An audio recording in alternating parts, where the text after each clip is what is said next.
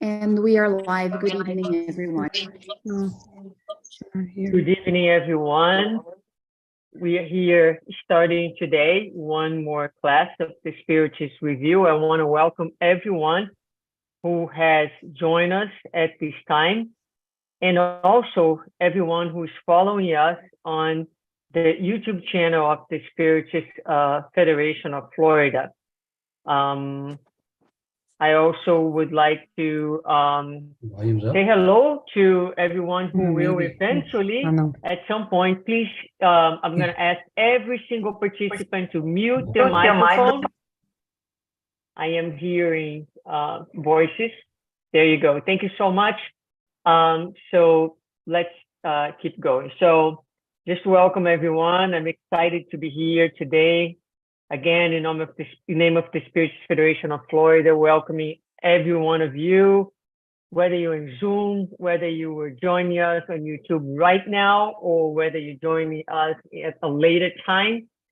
We're very happy to have this study available, and hope to have more people joining us, participating, and making a contribution.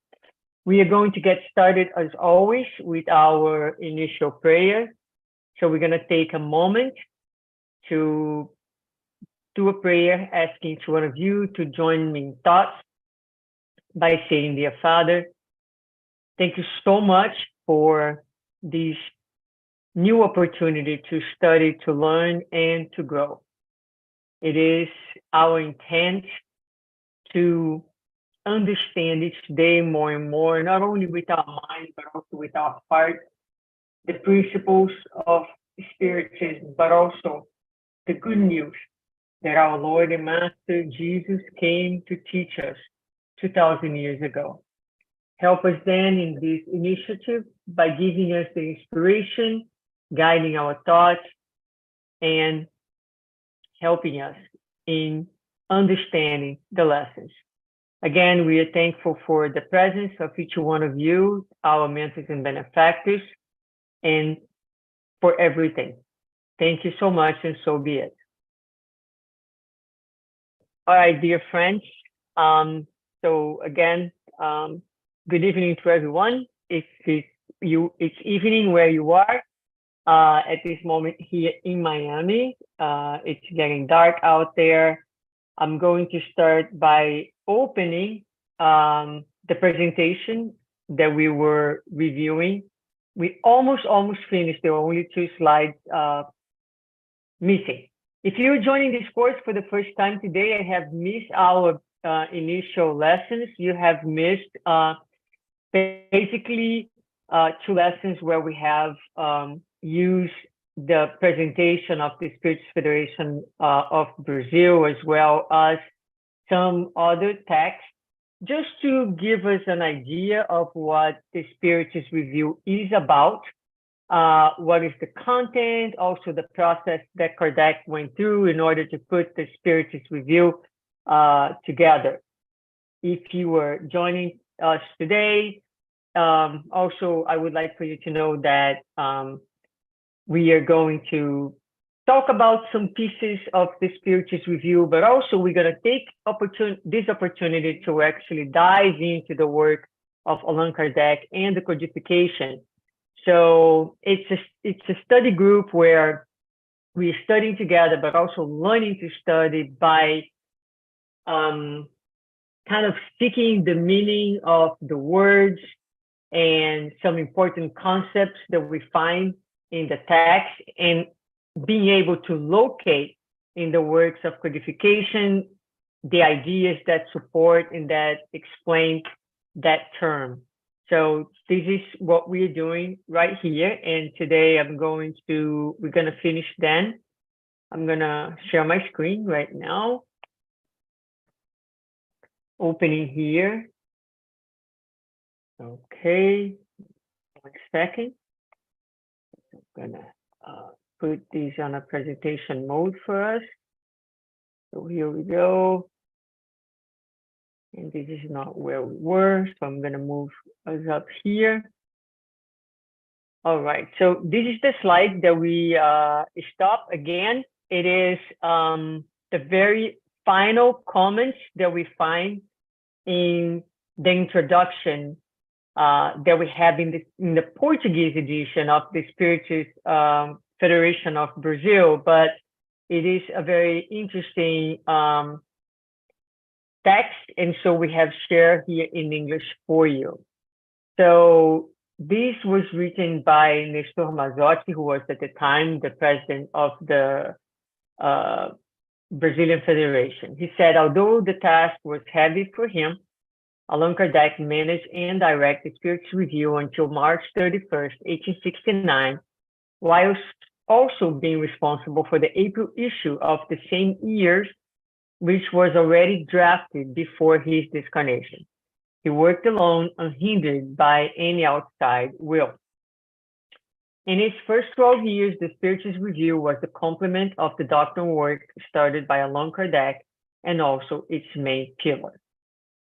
So this is, we did talk about this last week, as far as like the last issue of the Spiritist Review being launched after Allan Kardec's passing.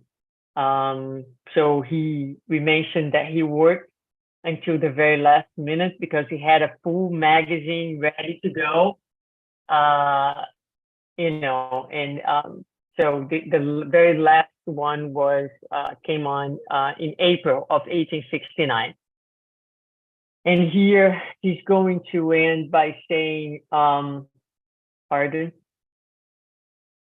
In addition to the codifier, the review had the collaboration of hundreds of participants, incarnate and discarnate, from France and other nations, among which scientists, literati, philosophers, religious, and common people, each one helping to launch in their respective sphere of action the foundations on which the grandiose edifice of Spiritism would rise. So Kardec, along the way, he received many letters, many contributions from different people. Sometimes there were questions, sometimes there were communications received elsewhere, information received elsewhere, and his work was, again, to read everything, to analyze everything, and to add to the Spiritist Review with his comments and his thoughts as he developed the work. So this was the presentation of last week. We had those two slides missing. We are going to move on to our next presentation. But before doing so, so we had as a homework for folks to read the introduction of the Spiritist Review. So when we open the Spiritist Review, the very first volume of January, it starts with the introduction. And so that's what was assigned for today's reading. And also we had a supplemental reading from what is Spiritism, the practical usefulness of manifestations. So it's good that we have both of these books in our hands if we have them with us. Very well. Give me 1 second so we can go to the next one. Just 1 minute. I'm going to open here. Class 2.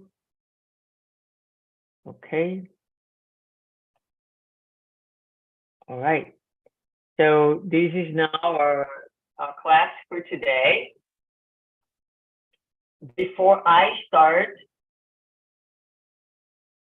does anyone would like to share anything from last week? Any thoughts? Any questions? If you have a question, Andrea will answer gladly. So go ahead and shoot it. Okay, I don't see any hands. So let's move on. All right, so we are going to get to the January review, number 1. This is the introduction. Okay, so like before, I took some passages that I thought were well, everything is important, but that caught my attention. And in the beginning of the introduction, it says that the speed of propagation of the strange spiritist manifestations all over the world is a demonstration of the interest they attract. They soon drew the attention of serious investigators who, since the beginning, perceived the inevitable influence they would have on the moral condition of society. So I'm going to take a little pause here to talk a little bit about this sentence, and I underline here the moral condition of society. So is there any volunteer who read the text from What is Spiritism that would like to attempt to make a correlation between this sentence from the Spiritist Review, talking about this inevitable influence that the phenomena would have on the moral conditions of society, and the text from What Spiritism that says the practical usefulness of manifestations. Any courageous soul would like to give it a shot?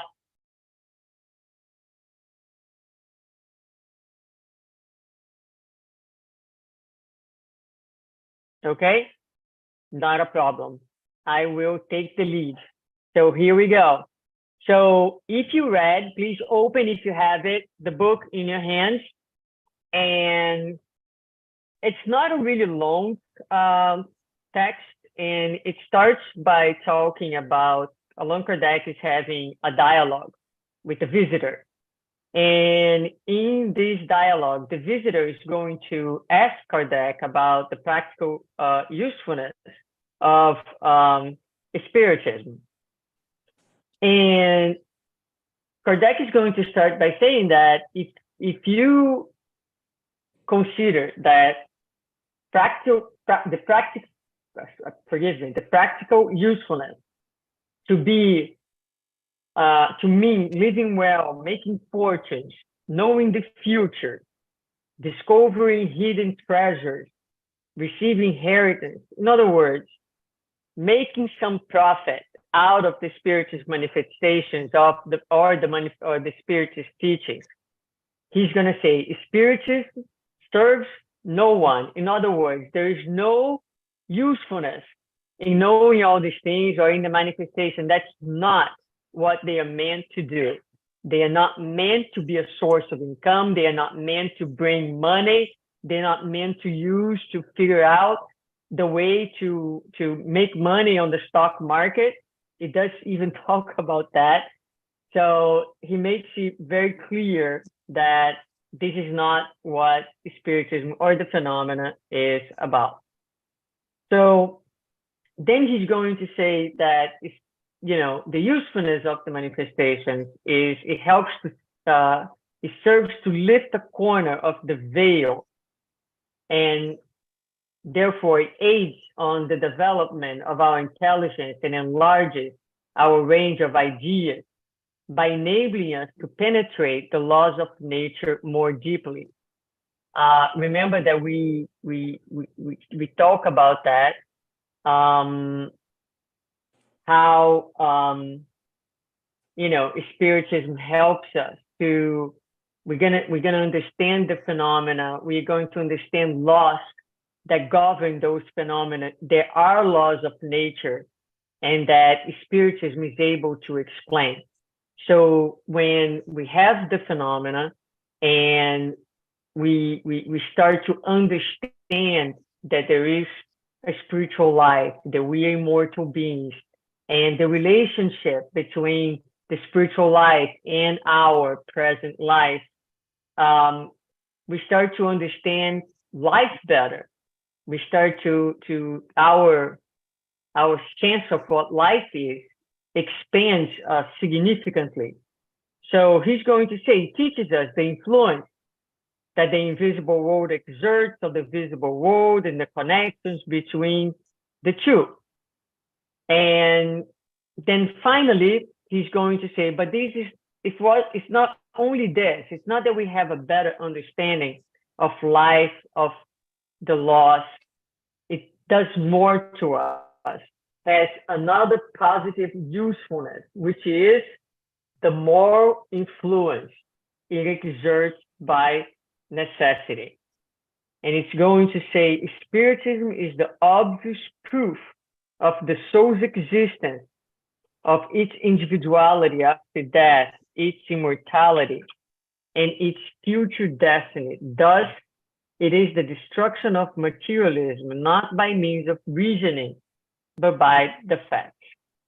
So this is one example on how we can use these teachings and the phenomena to understand life and to draw from this understanding what Kardec is going to over and over, as well as the Spirit, highlight as the main goal of Spiritism, which is,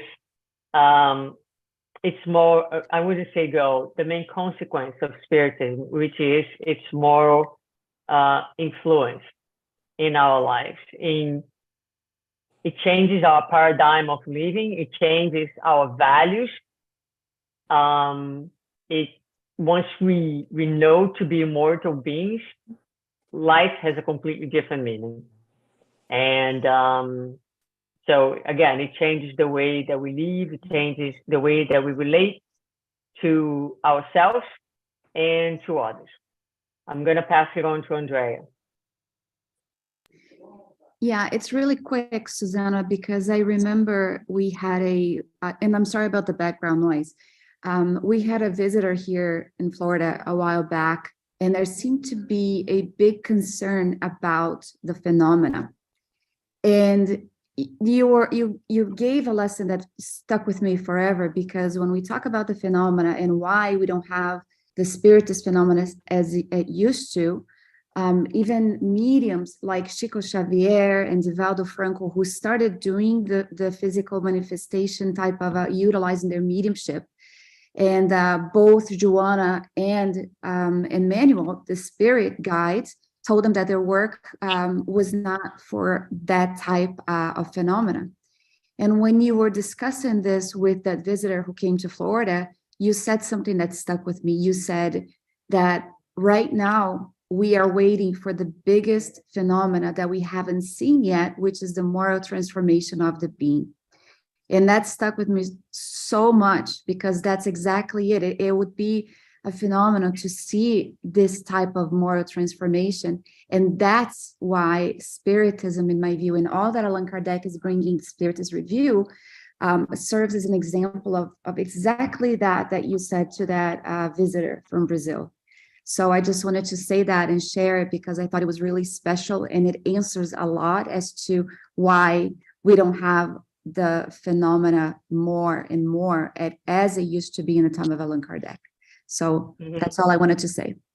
Yeah, thank you. I'm going to pass it to John. I just want to say very quickly that, you know, I am bringing some readings, some samples, but it's not like that this is the only place where we can find it. So when we were discussing this in the Portuguese group last week, and believe me, this has been a tremendous exercise for my mind, because I'm saying things and I don't know if I already said them or not, because the Portuguese and the English are like, it's just like I'm almost unable to differentiate. Have I done this? Have I said this? You know, but in talking about this last week, you know, it was brought up that heaven and hell is and the testimonial of the spirits in their different situation after death is a great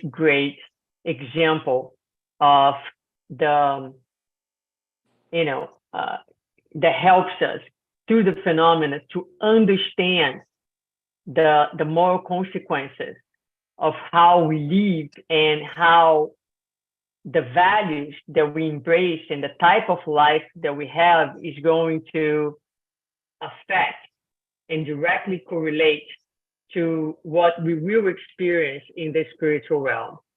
So we're gonna die the way that we have lived.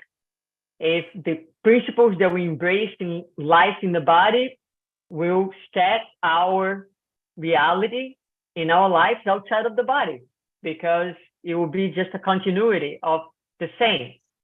So if we, a lot of times we think about, oh my God, what's going to be after I die? Well, it's going to be what you experience today. What is it that you experience today? You know, are you someone who is able to get to the end of the day and say to yourself, you know, it wasn't a perfect day, but I did try. I did try to live, you know, in accordance to the principles that I embrace. I did try to be kinder. I tried to care for others. I tried to be giving, to be forgiving. And therefore, I am in peace with my own humanity, with my growth, you know. So if that is the state that you are today, that is the state that you're going to be once you wake up and realize that you're no longer inside your physical body. So John, go. Take it from here. I'm a little conflicted when we get into morals, art, and stuff like that. For example, one, it was pointed out, and I can't even keep track of all the books that we're reading, where it was, but it said that intellectual development precedes moral development. And yet in the Kardec biography, it said, unfortunately for Kardec, he came from the heart first, I assume when he was a teacher, and that wasn't the direction to go. Kind of indicated it was a wrong direction to come from his heart first. So that's a little conflicting to me. It seems it's perpetrated that intellectual development will precede moral development.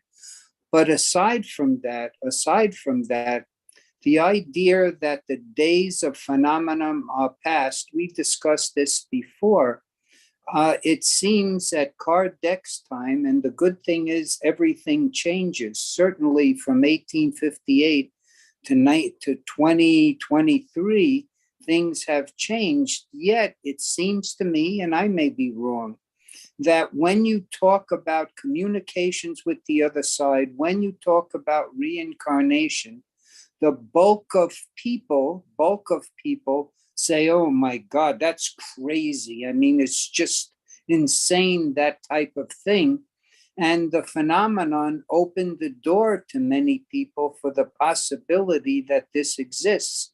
I'm not saying that phenomenon should be the direction, but it's interesting that the mediums that we depend on say they were told directly, stop with the phenomenon and concentrate on the morals. But then again, I'm conflicted because the literature indicates, you know, we're not interested in being evangelistic and get everyone to get on our bandwagon that leads us into peace and harmony. As time will go on and people are drawn to what their heart feels is true, then they will go to what they feel is in their best interest. So those are the conflicting things that seem to be a common thread in this even beginnings that we're talking about. I don't know if I asked the question, but it bothered me a little bit that they said Kardec came from the heart first. And I certainly wouldn't have criticized him coming from his heart first as a direction. I think we have to put those comments into perspective. First of all, the definition that intelligence precedes the moral development is found in the Spirit's book. And you can only have ethics and morality, first of all, if you have consciousness that you are. So we have to have reached that state of human beings with consciousness, with awareness. Then the development of intelligence, if you think about the man in the primitive times, it was a man that the intelligence was still very primitive. So the men in the caves had no idea, they had no sense of good and evil. They couldn't distinguish because the development of the intelligence, the understanding of the self was not there. It is not until the moment that intelligence developed enough that mankind was able to have a greater consciousness of the self and start to understand the difference between right and wrong. This consciousness continues to develop within us. This is also why in the Spirit's book, we're going to learn that the laws, God's laws, are in our consciousness, but not we are not able to fully understand.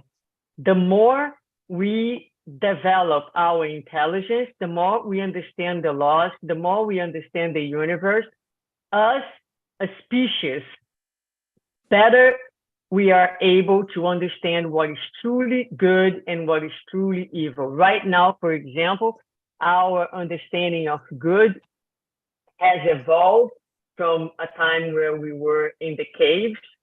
And at that time, to be good was to survive and to protect the ones that were the closest to you, even if that meant to kill. Today, we don't kill anymore legally and peacefully the way we did. We have an understanding, evolution of intelligence that tells us that this is not okay. But we still do a lot of things that are not okay. And we're still comfortable with those things because we have yet to understand the loss and the consequence of the loss at a larger range. Joana de Angelis talks that we are evolving from human consciousness to a cosmic consciousness, which means a consciousness of the whole. So in that sense, we need to have an understanding in order to develop the moral values. Now, that's one thing. You cannot develop morality and values if you don't even have awareness of self. The other thing is, in regards to Kardec, I would have to review exactly the passage and the context that passage is in, which I will. I don't want to speak.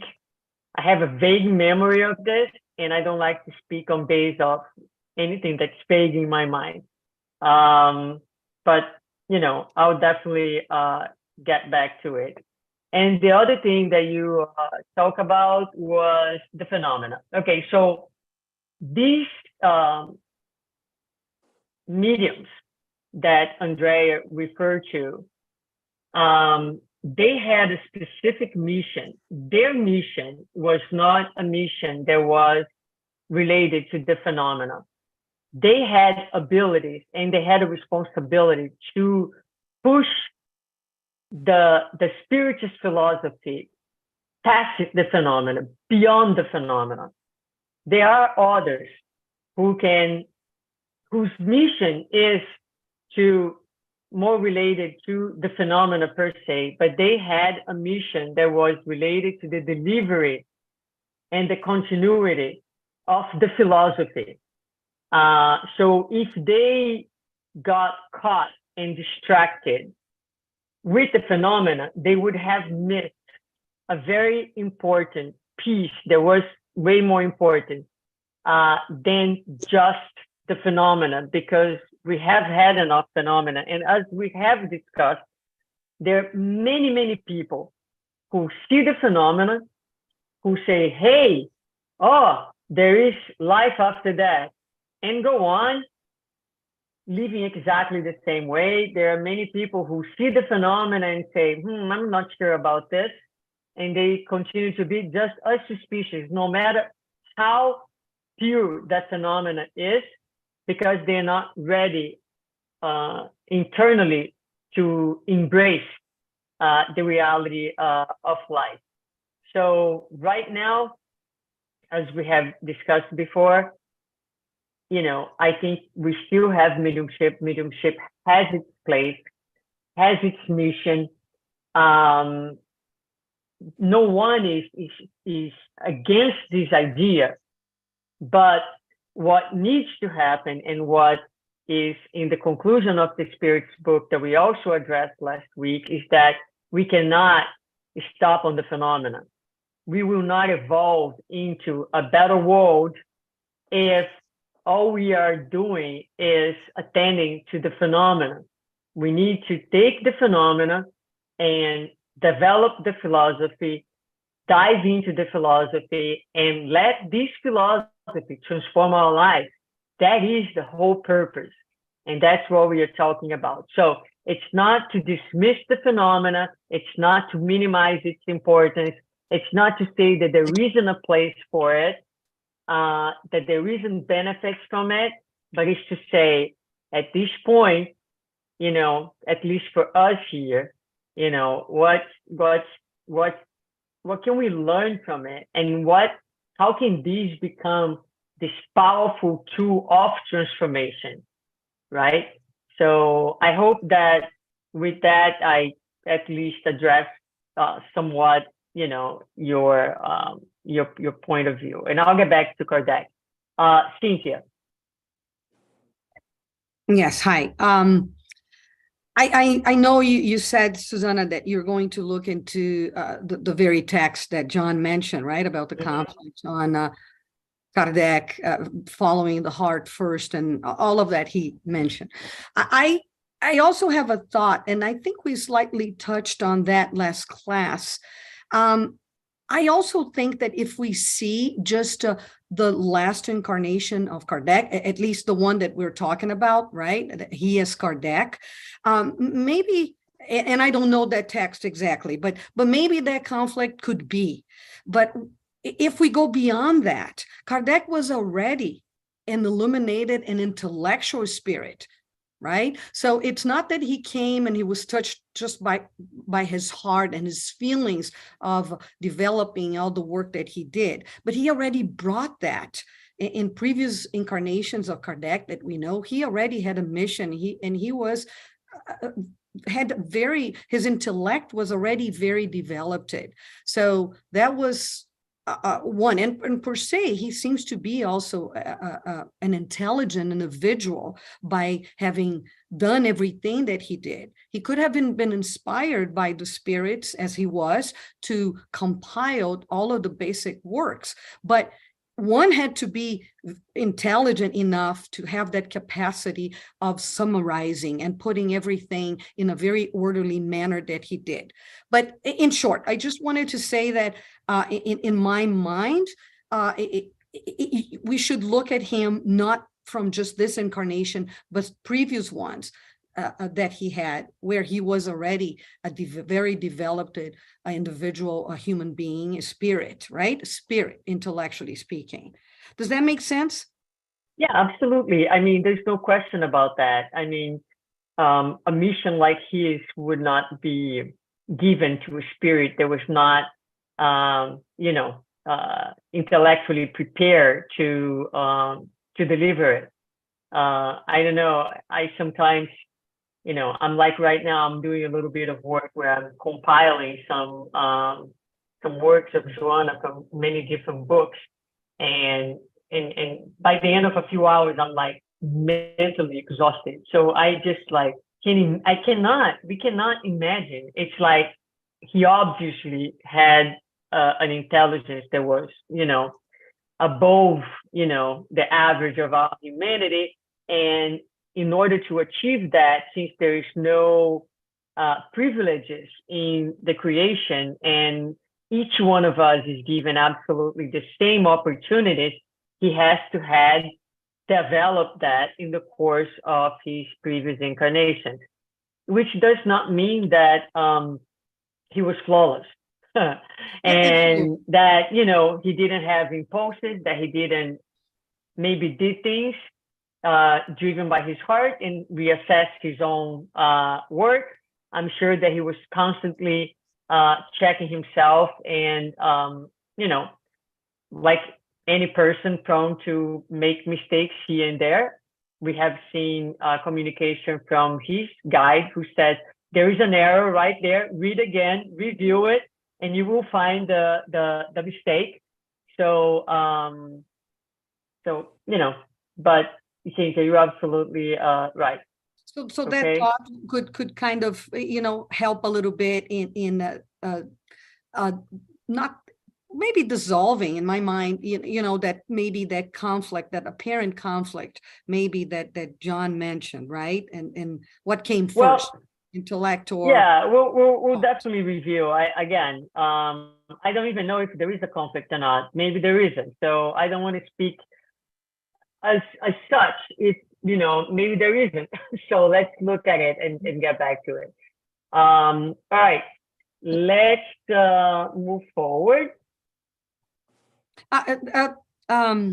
Susanna, just one thing, if I may, very quickly, because you're talking about the usefulness, right, of the communications, and you wanted to do the correlation, but the introduction also, it does touch on that too itself, right? When it just says that this review is the blank that we propose to fill out with the publication of this review, aiming at providing communication and blah, blah, blah. Those who understand the Spiritist doctrine from its true moral point of view, practice of good, and evangelical charity towards everyone. Yes, good point. Right? Good point. Yes, so it reiterates in the text a little further, you know, that is the idea. Very well. All right, so moving forward. Okay, so in the introduction, you will say the new ideas which stem from them become more popular daily and nothing can stop their progress. Okay, so nothing can stop the progress of the ideas. Why? Why is that? Who wants to answer? The answer is right there in the beginning of the introduction. Why is it that we cannot stop the progress of the ideas?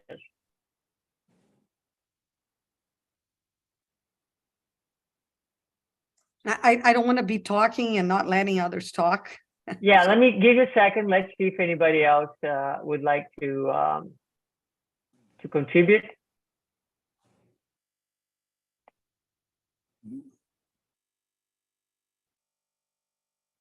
Okay, so I'm gonna get back to Cynthia. Cynthia, let's go. What is your understanding? Well, I'm going to go with what we read here, right? And talking about the phenomenon and everything, and it says there, if it's muffled, if it's covered in one place, it's going to surface in another. This is something that will not stop, right? Even within a family, I think it goes on to mention, even in a family, you may have someone that will develop or express or show some of the symptoms of the phenomena. Basically, right? Yeah, it says right here, right? If muffled in one point, they appear in 100 others. So you can say, you can tie someone and say, okay, you are not going to bring any manifestations anymore, but the spirits are everywhere, mediums are everywhere. And so it's something that, it's a very important concept that we have to, for us to think about. We don't have control over the spirits. Okay, we don't. So the thing with the phenomena is that it may happen, it may not happen. We may think it's going to happen here, but who can guarantee? Because who is driving the phenomena? It's not the medium, it's the spirits. And so that is something. And with that, we can also always remember that it's also, there's all kinds of spirits, right? And so we have to be very careful because we never know what kind of spirit is showing up. So, but this is a different idea. But Cynthia is right. I thought I saw another. Oh, Yvonne. Further down in the text, it also says that when a force is part of nature, it can only be temporarily stopped, but never eliminated. Yes, absolutely. So it's part of nature. So you can deter. You can, again, you can try to stop here for a little bit, but it will definitely come back. So very good. So that were the answers. And then you will make a little analogy with magnetism as, just like the phenomena, it's also part of nature. So you cannot deter, magnetism suffer the same type of attack and, the Spiritism did in its foundations, but no one could stop it from happening because it's a natural force. It is in nature. So I just put here that, magnetism was studied and developed by Mesmer, 1734 to 1815. So just before Kardec's time. And it's this force, human force that was used as a technique by magnetizers in the treatment of patients and in some somnambulistic processes. So just as a curiosity here for us, since you mentioned in the text. Okay, so we're gonna move on. So here it says, what matters is that the force revealed in the phenomena of manifestations, whatever its cause may be, is part of nature, and it's necessary to be observed and studied. So when I read this sentence, where my mind went is, oh boy, if you're saying that it's necessary to be observed and studied, I should know where to go if I need to study, the phenomena and the laws that govern the phenomena. So the natural question in the mind of the reader should be, okay, where and how can this phenomena and natural law be studied? So the answer is, well, the phenomena can be studied in the Medium's book in the second part that talks about Spiritist manifestation. Or you can go into Genesis chapter 15 that talks about the fluids and the laws. The laws, if we look into item 32 of, again, what is Spiritism, and this is part of our next reading, but I have here this paragraph. One can see by these few explanations that there is nothing supernatural or extraordinary about Spiritist manifestations. They are phenomena induced according to the law that governs the exchange between the visible and invisible world, a law as natural as the law of electricity, gravity, etc. Spiritism is the science that enables us to know about this law, just as mechanics enable us to know about the law of motion and optics, the law of light. Being part of nature, Spiritist manifestations have been produced in all ages. Once understood, the law governing them explains a series of problems that used to be considered insolvable. It is the key to a multitude of phenomena exploited and amplified by superstition. So again, this is what is Spiritism, and this message is called Communication with the Invisible World, number 32. So it is in Spiritism, in the codification, that we are going to find, again, the study of the laws. We're going to learn about, for example, universe cosmic principle, material principle, intelligent principle. We're going to learn how the spirits can cross a door, can penetrate material things, how they communicate with us, how the connection is done. So by studying Spiritism, by studying the spirit, its properties, the perispirit, the laws, the communication, the phenomena. We are going to learn. We learn more and more, not only about the phenomena, but about the laws that drive the phenomena. And we'll be doing a lot of that, especially after the introduction. Our first class is going to dive right into the phenomena and how it happens and all that. Okay, now we're going to take a little break here to take a test. We're going to test your knowledge on the phenomena. You don't need to answer. I want you just to read. And all you need to do is in your mind, tell yourself if I think 4 sentences that I have, if they are true or if they are false. And here they are. True or false? It is with the help of its perispirit that the spirit acts upon its physical body. It is with the same fluid that it continues to manifest itself by acting upon inert matter. Is that true or false? What do you guys think? Just keeping your thoughts. The perispirit is ethereal matter. Is that true or false? Apparitions happen when the spirit undergoes a sort of molecular modification that renders it visible and even tangible.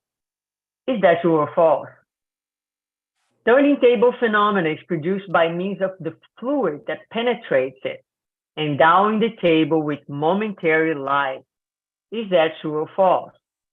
The answers for these questions are in What is Spiritism? Communications with the Invisible World, items 22 to 33.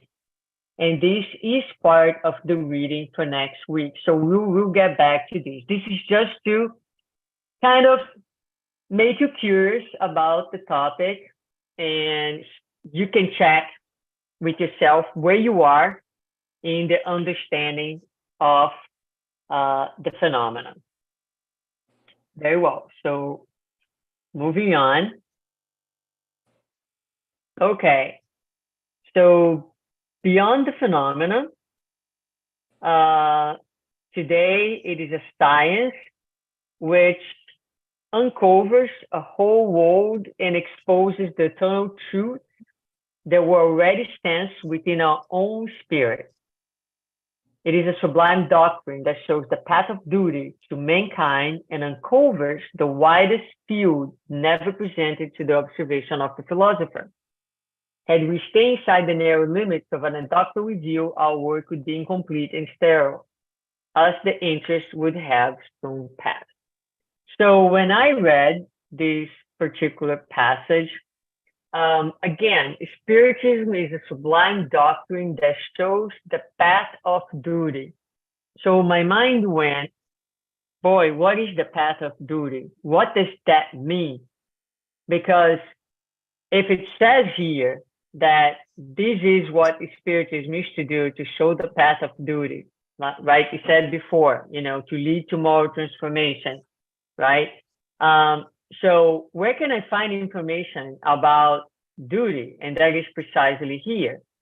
So I'm going to give to you guys, test your knowledge. Where can we find, in the words of codification, the study or a passage on duty? Which book and which chapter? Does anyone know? This is just to break it down a little bit and get you guys thinking. Duty, where would that be? In which book? Let's start. Which book? I think David knows. No, you have to. David. You know? Which book? You mute. You are on mute, my friend. I know I'm on mute. I'm trying to get some more time, but I know it must be in the gospel somewhere. Yeah. Maybe chapter 16. You cannot serve both God. No, I don't think so. Gospel is the right answer. Yeah. And then what chapter would be? I want to say hi to my friend Brian. It's so nice to see you, Brian, here with us. Hi, Susanna. Well, I goofed. I said it's labor, so, but I was thinking, yeah, good. I guess it could be yeah, it is in the gospel. Now I think about it. Yeah. Yeah, I think it's in chapter 17, be perfect. And that's correct. Yes, Spiritist exactly. teaching on duty. Yeah, Yeah. Domen do bem. All right, so let's look here the answer. So yep, so we write the gospel according to Spiritism, chapter 17, be perfect. And look at what it says there. I mean, it says a lot. It's actually a small paragraph. I mean, it's not a few paragraphs, but not very lengthy, but very heavy duty, because it starts by saying, in the order of sentiments, duty is very difficult to fulfill. Does anyone know why duty is very difficult to fulfill? I love this passage. You guys have to know it and have to study it. It's a very interesting one. Why is it that duty is so difficult to fulfill? Any ideas?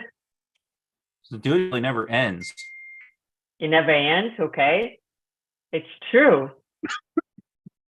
But what else? What is the greatest obstacle to the fulfillment of our duty? Ourself. I think Ourselves. I think Mary had her hand up. I'm not sure if she meant Oh, to sorry, bring it Mary. down. I have my crew here No, to help I me. wanted Go to ahead. say hello to Brian because we could go way back and I didn't realize you were. Oh, yeah. Hi, Yeah, Brian. Brian. Here we are Yeah, again. okay. Yeah, hopefully I'll see you in a couple of weeks in Fort Lauderdale or West Palm Beach, wherever the Federation meeting is at. We'll be there. So we are the greatest obstacle. So duty is very difficult to be fulfilled because humankind is driven by self-interest. And when you are focused on your personal interest, it's very difficult to fulfill your duty, because happiness and goodness always take into consideration the interest and the goodness of the majority. And so in order to fulfill our duty, we have to be focusing on others, which is still very much against our stage of evolution, recently leaving the stages of primarism, where we were driven by instinct and by survival.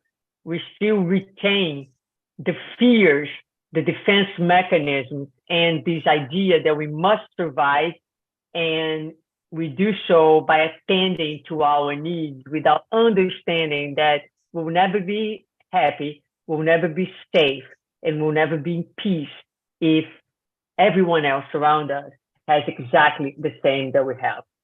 And so that's why it's worth reading, it's inspiring, it's challenging.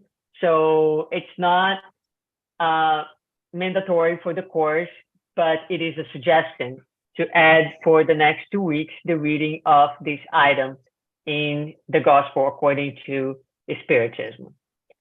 Okay, so with that, we have here another sentence from this that says, duty provides the soul with the strength it needs for its development, because to fulfill our duties, to get it right and to find peace and to find yourself together and center, which is a very powerful feeling in a day where everybody and everyone seems to be falling apart around us. So here we go. Probably one of the last questions for today. I think this is gonna take a little while. So the question is, does Kardec in the introduction consider the Spiritism to be a science? So who would like to contribute with this discussion here?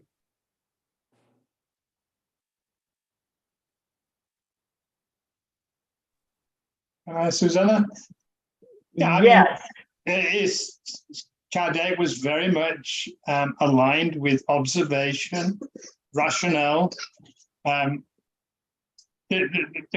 contrary arguments why spiritualism is not a science is that it is not measurable. You can't, normal techniques of science that can measure, it can be reproducible, it can be maybe put into equations, and the Spiritism is not quite like that. But his main argument was that Spiritism is built on facts, on observations, and rational thinking. Perfect, David. Thank you.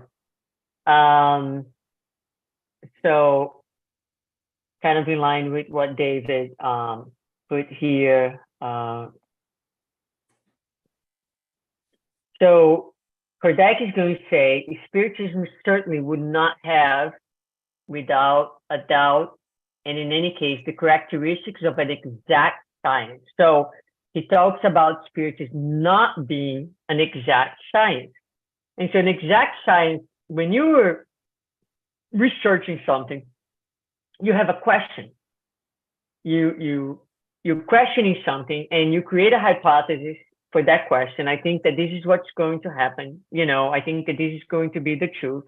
And then the primary thing with an exact science is that you're going to experiment. You're going to manipulate variables.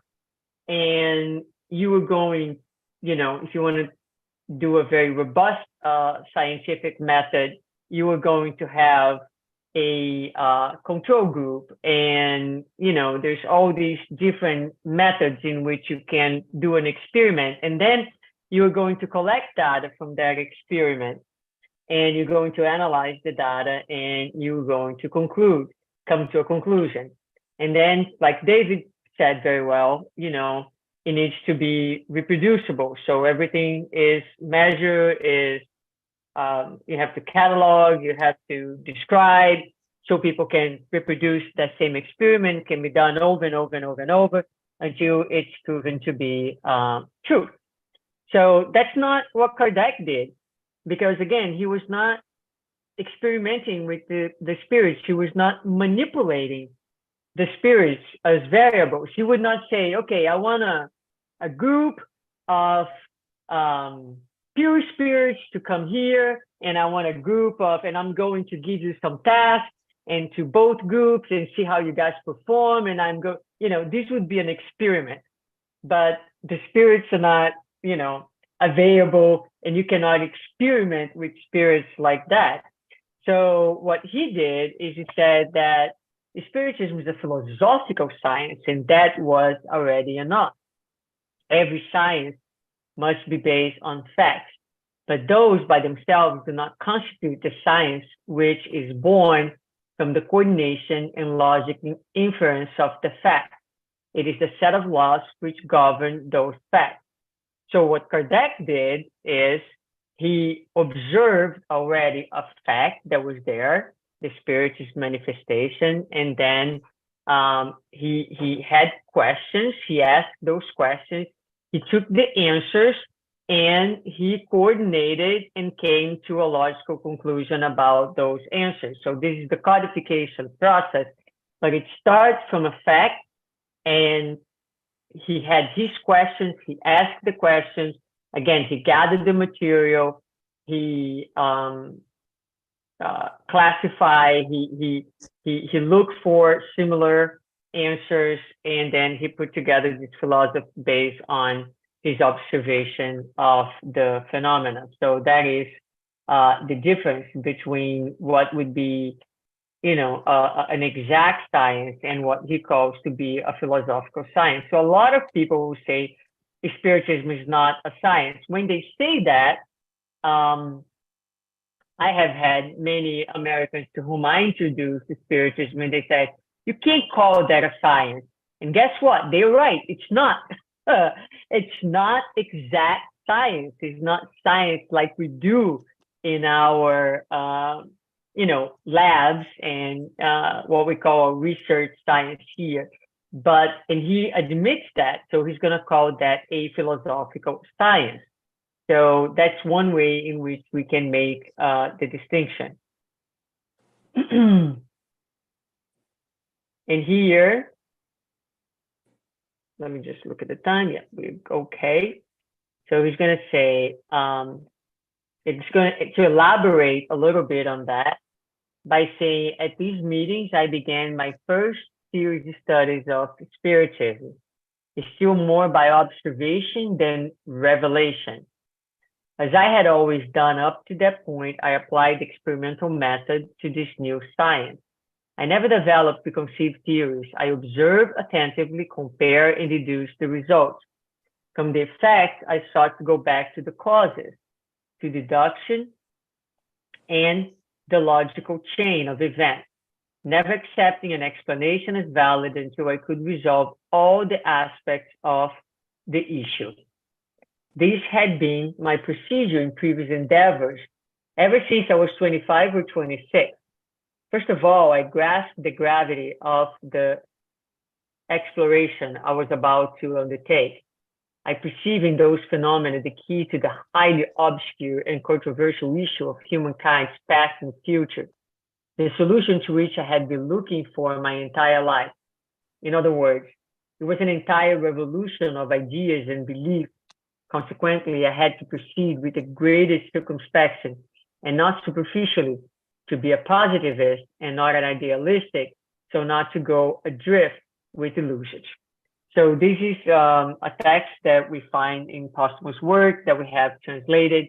Again, this book is not yet available in English, but we brought to you this little passage, the writing of Kardec, that shows how seriously he took, and that, you know, talks to us a little bit about his method, a method that he had taken to all his work in his life since a very young age, 25 and 26, and that he was very careful to use, particularly when he realized what he was dealing with and the implications of that phenomenon.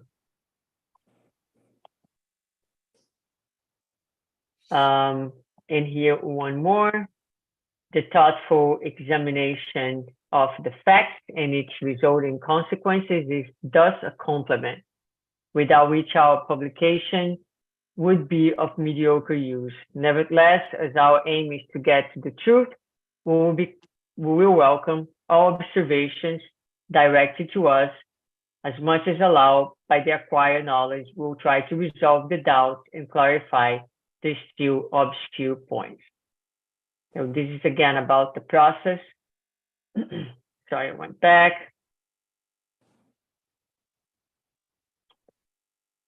And then he's going to talk about the progress. Therefore, what we witness today is not a modern discovery.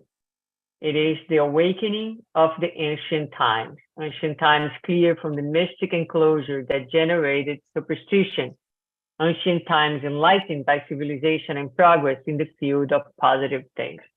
I thought that this was very good because I think that this is one very important contribution of Spiritism, is really clean the phenomena, clean the practice of the religious aspect and the whole philosophical thing from superstition, from rituals, from, you know, a level of mysticism that we still see nowadays in a lot of practices.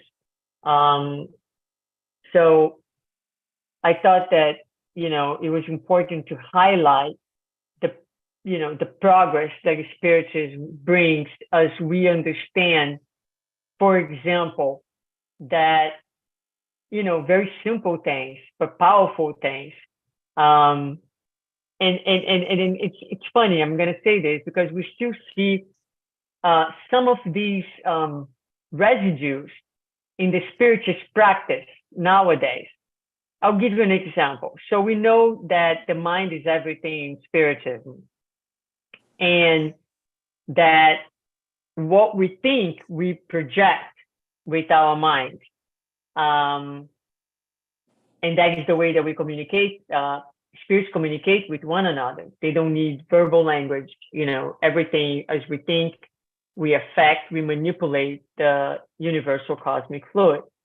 Yet you walk into spiritist centers and they have boxes where people put names, notebooks where people write names, where by now we would think that with all the knowledge that we have about the power of the mind, you know, we could go without those. Because ultimately, we can all walk into a spiritist center and write in the universe, write in the cosmic fluid with our thoughts, the names of all the people that are in our minds. In fact, as we walk in there and we think about them, we are projecting our thoughts, our feelings, our requests, and there is a service on the other side of life who is actually gathering those thoughts and those requests. They're mentally done. So why is it that we still need to write it down anywhere, right?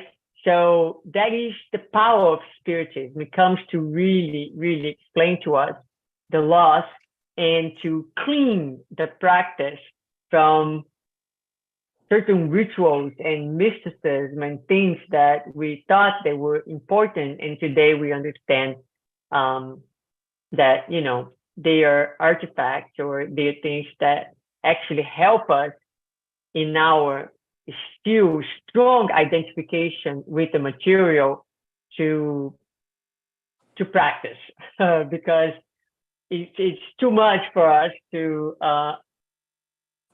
trust and to incorporate all the principles. So we still use our canes and crutches with the rituals and some of this material practice to help us to manifest what we could done in a different way. Let me stop here and just see if anyone has any questions or comments at this time.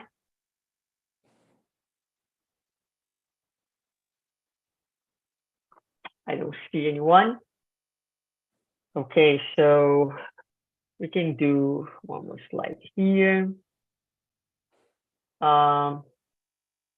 So I just brought this reference here when Christ stated, "Let those hear who have ears to hear." Spiritism has come to open eyes and ears because it speaks without figures or allegories. So this is a reference that we find in the Gospel, the Consoling Christ, chapter 6, item 4, and that comes to complement exactly the idea that I was kind of developing here with you all. The introduction also talks about this capital consequence, and it's going to say the capital consequence arising from this phenomena is the communication that human beings can establish with the beings of the incorporeal world, and within certain limits, the knowledge which can be acquired regarding their future state. So we did mention that before.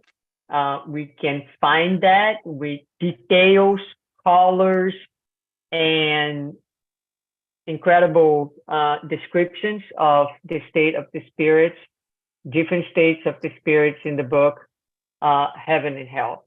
But that is described in introduction as a capital consequence of the phenomenon. And then it's going to say, in truth, a doctrine does not turn universal, survives thousands of generations, implants from one corner of the planet to the next. It's missing an E over there, among widely diverse peoples from all degree of the social scale, if it's not based on something positive. And so this sentence is basically saying that, you know, the Spiritism, the ideas, the concepts have survived throughout times, and not only it has survived, but it has survived in different cultures, in different parts of the planet, with people in very different experiences, diverse peoples, and again, from very different social scales. So it's not that you have to be rich or have to be poor to embrace this. But this only happened because it was based on something positive. So when he says something positive, what should that be? What is the positive thing that the text is referring to? So further down, it's going to say, searching for the possible relation between those manifestations and all those beliefs, it is to search for the truth. So implying that things will survive time and will be present and will spread and will be seen and heard and experienced in many different places when they are truth. So that is what's positive. And that's why the Spiritism, not Spiritism, the philosophy, but all these ideas, all these universal teachings, have survived and will continue to survive. Here we have the contents that are in the Spiritist review. Kardec is going to put there for us. So what we're going to find, the narration of facts, explanation of the phenomena based on the principles presented by the Spiritists themselves, useful written and verbal communication, explanation for the anomaly of certain characters, sympathies and antipathies, the intuitive knowledge, aptitudes, tendencies, destinies, research on the cause of the phenomena, practical teachings, a result of research regarding the line of conduct, mostly in the agreement with sound morals. So this is what we will be seeing in the Spiritist review. Okay, I'm going to stop here for today. It talks about the inspiration that Kardec received. So it's going to say, in their instructions, the superior spirits always have the objective of awakening men, the love for the good, for the practice of the evangelical precepts. Hence, they shall guide our thoughts that will preside over the writings of this collection. Okay, so homework. Where can we find a reference indicating who guided Kardec in the codification process? And here I have a few tips for you where you can look for the answers. Gospel According to Spiritism, Medium's Book, or in the Spiritist Review. Actually, there are some articles in the Spiritist Review that will address this issue. We will get to this in the next class. We have a few slides. We're gonna start here, Journal of Psychological Studies, on our next class in 2 weeks from now. Again, I just missed the end of the class by 2 slides, but that's not a problem. So we have a few readings to be done. Again, I have here, what is Spiritism? Communication with the Invisible World, items 22 and 33. This will allow you to answer the questions that we had asked previously. Also, the articles of the Spiritist Review from January. So the first 2 articles right after the introduction, which are the different nature of manifestations and the different forms of manifestations, okay? Okay, and then I put here suggested additional reading for reflection, duty in the Gospel According to Spiritism. We had talk about that. So this, the duty reading is for you to do on your own time. If you feel like we're not going to get back to it, I just think it's a really beautiful item, an important item, so you can read that on your own.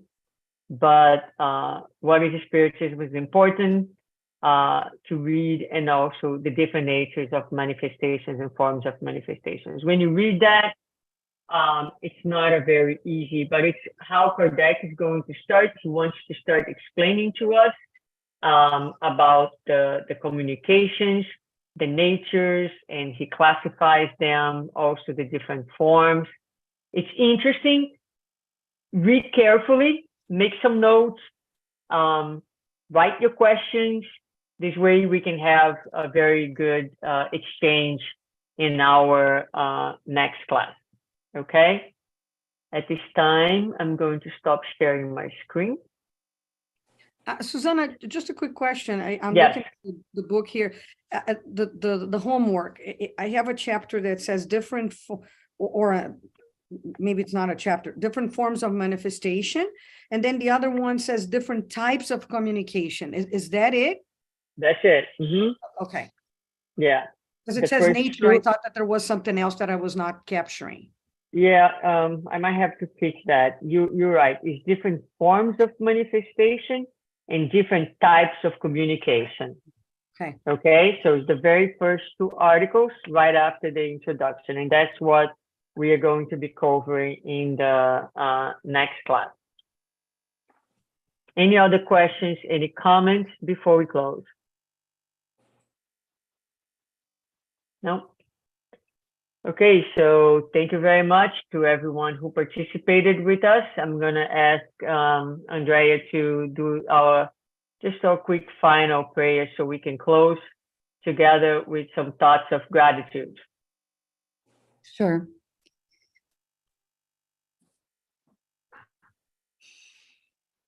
Dear Master Jesus and benevolent spirits who look after us and the work that is being conducted in the dissemination of Spiritism, we are so very grateful for the moment that we have had this evening, for being connected with friends that we have developed as strong ties over the years and new ones that we are meeting, thus growing the Spiritist family.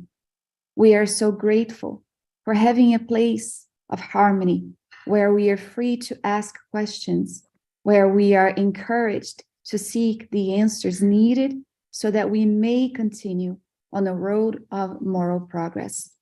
Bless each one of us in our homes at this time, as well as our family members and friends, and stay with us always, encouraging us to continue studying